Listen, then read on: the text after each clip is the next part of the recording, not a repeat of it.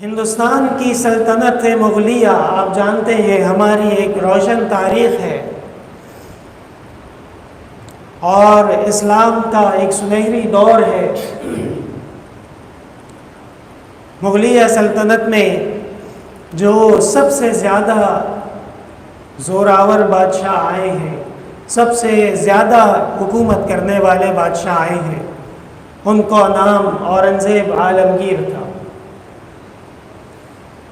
آج کل عوام میں اورنگزیب عالمگیر کی شہرت ہندوؤں کی وجہ سے کوئی اچھی نہیں ہے، یہ پروپیگنڈا ہے۔ مودی کو اورنگزیب عالمگیر بہت برا لگتا ہے، ہمیں تو بہت اچھا لگتا ہے، اس لیے کہ اس نے ہندوؤں کو پورے ہندوستان میں کہا تھا سیدھے ہو جاؤ اور شرارت نہیں کرنا، اور جہاں خبر آتی تھی کہ ہندوؤں نے شرارت کی ہے تو حضرت خود چلے جاتے تھے۔ 54 سال برما سے لے کے کاشغر تک حضرت نے حکومت کی۔ اس زمانے میں کوئی 5 سال حکومت کر لے تو لوگ کہتے ہیں واہ واہ بڑا تیر مارا۔ 54 سال بغیر شرکت غیر ہندوستان کے طول و عرض کے بادشاہ ہونا کوئی چھوٹی بات نہیں۔ لیکن حضرت اپنے ہاتھ سے قرآن کریم لکھتے تھے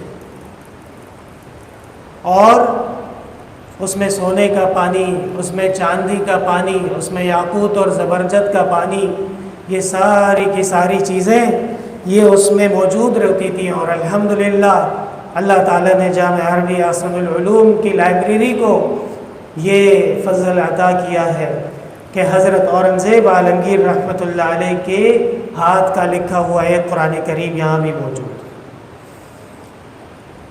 اور صرف وہ نہیں، اس طرح کے اس زمانے میں یہ طریقہ تھا، یہ انٹلیکچوئل کا طور طریقہ تھا۔ اس کی دلیل یہ ہے کہ میں حضرت والد صاحب رحمۃ اللہ علیہ کے ساتھ بغداد گیا، اور بغداد میں جو بغداد جس وجہ سے بغداد ہے وہاں 2 چیزیں ہیں۔ نمبر 1، امام اعظم ابو حنیفہ رحمۃ اللہ علیہ کا قبر مبارک بغداد میں جس علاقے میں ہے اسے اعظمیہ کہتے ہیں، حضرت امام صاحب کے نام کی وجہ سے۔ اور دوسرا، پیران پیر شیخ عبد القادر جیلانی رحمۃ اللہ علیہ، بہت بڑے اللہ کے ولی، حضرت کا مزار مبارک وہ بھی بغداد میں موجود ہے۔ تو بغداد میں حضرت شیخ عبد القادر جیلانی رحمۃ اللہ علیہ کے مزار کے ساتھ بہت بڑی لائبریری ہے۔ ایسی لائبریری ہے کہ حضرت والد صاحب صبح 10-11 بجے لائبریری میں تشریف لائے تھے، اور مغرب کی نماز کے لیے ہم اس لائبریری سے باہر نکلے اور حضرت نے صرف کتابیں ایک نظر دیکھی تھی، کوئی کتاب کھول کے نہیں دیکھی تھی۔ وہاں جو ہمارے میزبان تھے کیپٹن لوئی، عربوں میں ایک نام ہے، جناب رسول اللہ صلی اللہ علیہ وسلم کے نسب میں بھی آتا ہے، معد بن لوئی، یہ وہ لوئی ہے۔ تو انہوں نے بعد میں ہمارے ایک ساتھی سے کہا کہ میں نے اپنی زندگی میں مفتی صاحب سے زیادہ کتابوں کا شوقین نہیں دیکھا۔